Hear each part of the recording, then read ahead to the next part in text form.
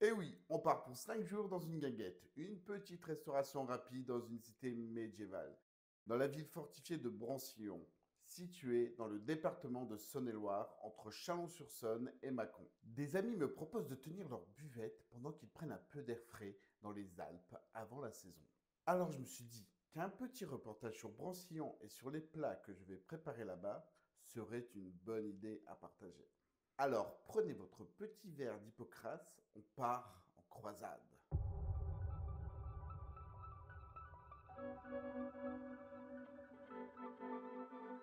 Avant de vous faire le tour du village, qui compte deux familles en hiver, mais voit plus de 10 000 âmes se balader pendant la saison, Brancillon, ou Martailles-les-Brancillons aujourd'hui, est une cité avec un riche passé.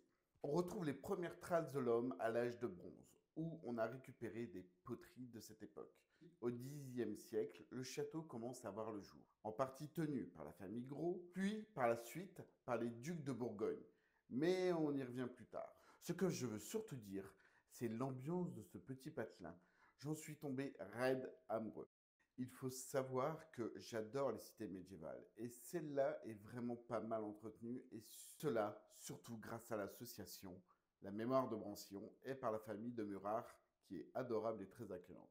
Allez, trêve de bavardage, je vous emmène sur les terres de Brancillon. Rien que l'entrée du village envoie du lourd. Pour y rentrer, il faut passer par cette porte médiévale qui est surplombée par une des tours du château.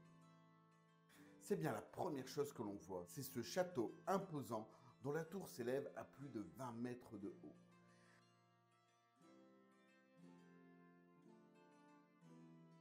Un peu plus loin, dans le village, vous avez l'église Saint-Pierre, qui dépend de l'abbaye de Cluny. Elle a été édifiée au XIIe siècle sur l'ancienne église. Continuons. Au milieu du village, vous pouvez trouver la vieille halle, avec une très belle charpente. Régulièrement, la guilde de Maoline organise des marchés d'artisans pendant la saison. On finit ce premier tour avec une très belle maison privée, l'ancienne hostellerie où à l'époque vous pouvez s'arrêter à pied et à cheval. Allons maintenant rencontrer Harmonie, qui travaille pour l'association La Mémoire de Brancillon.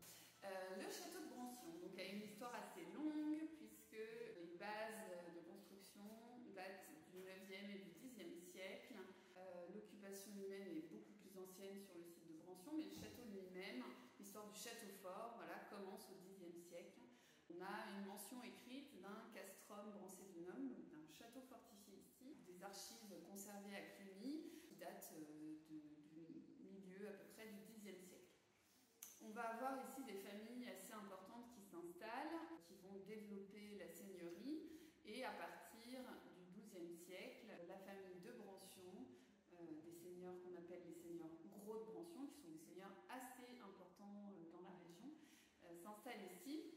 Et cette famille va prospérer jusqu'à l'arrivée de Josserand, Josserand gros de Brancillon, qui est le seigneur dont l'histoire se souvient ici. Il est seigneur de 1203 à 1250.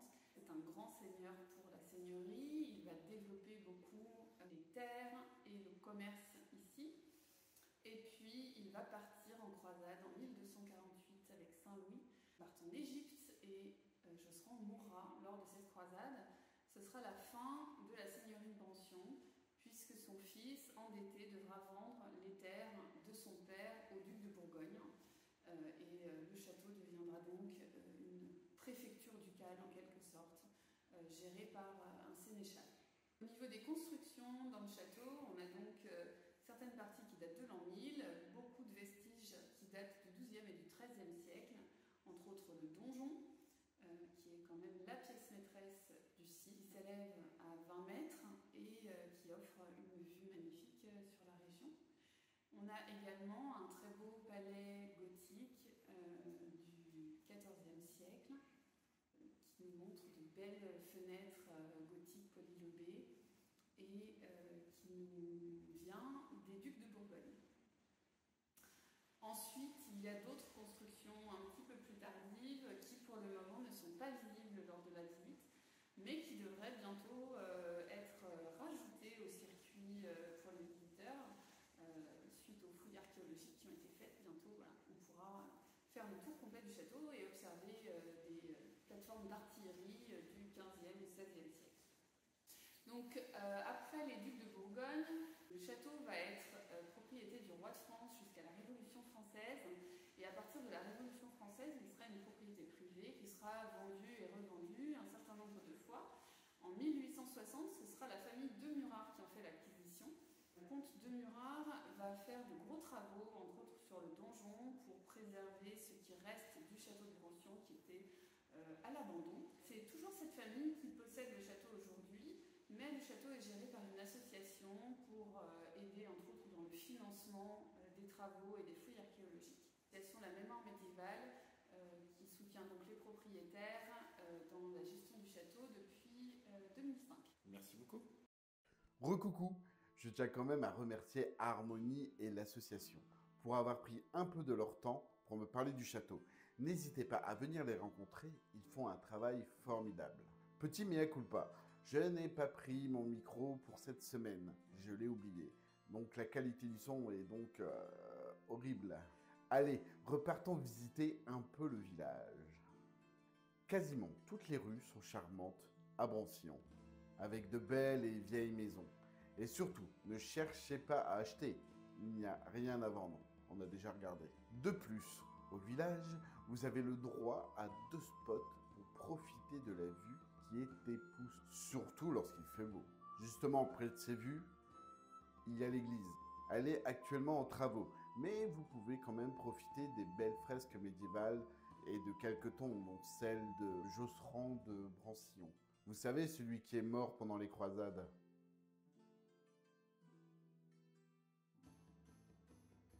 Je vous le dis, le passage entre les maisons du village est dépaysant.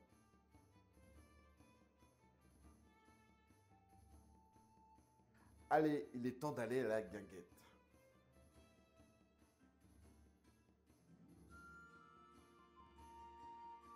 On va faire un petit brin d'histoire, histoire 2. La guinguette prend ses origines au XVIIe siècle. En gros, c'est un cabaret populaire de la banlieue parisienne.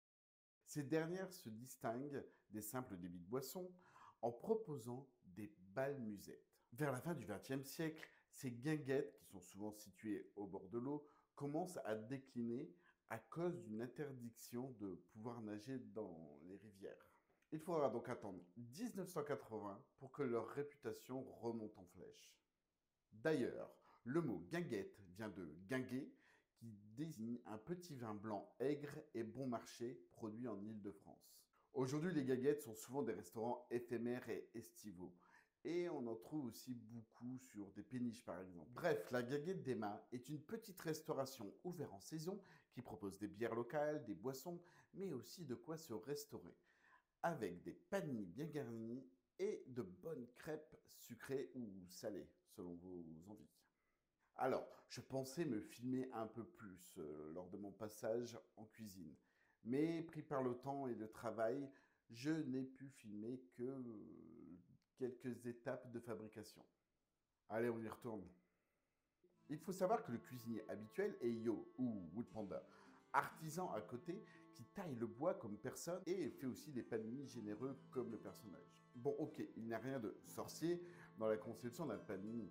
On pourrait voir aussi les origines, mais ce n'est pas le sujet de la vidéo. Ici, je prépare une biquette dorée avec du fromage de chèvre et du miel. C'est toujours un bon combo.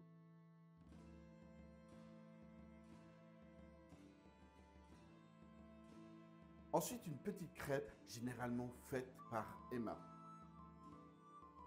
Un œuf, du jambon sec, des herbes de Provence et du gruyère à gogo.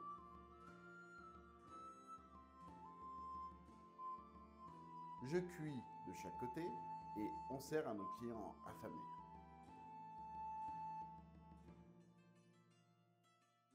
Allez, on finit par un petit cappuccino qui donne envie.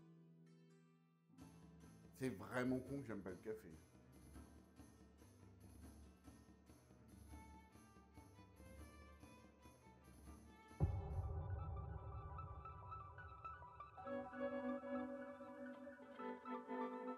Voilà, c'était un format un peu spécial. N'hésitez pas à me le dire en commentaire ce que vous en pensez. Dans pas longtemps, vous aurez peut-être aussi un petit vlog sur la Bretagne. On part en vacances. Une recette qui vous intéresse sur la région? N'hésitez pas à me le dire en commentaire.